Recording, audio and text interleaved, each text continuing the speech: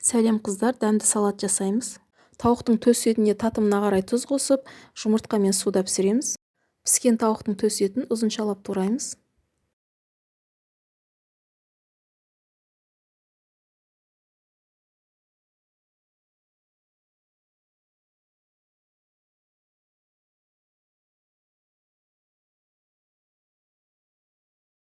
Қиярды да ұзынша ірілеу етіп тураймыз.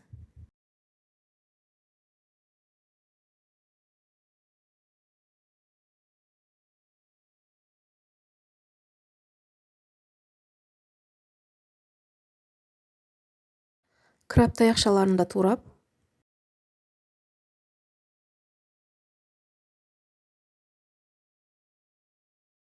Суға піскен жұмыртқаның ағы мен сарысын бөліп алып, ағын ұзыншалап тураймыз.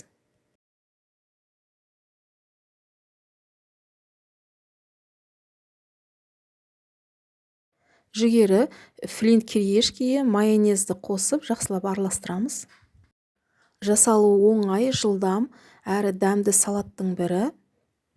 Салатты тарелкаға салып, қалауыңыз бойынша піскен жұмыртқаның сарысын теркадан өткізсеңіз болады. Ас болсын.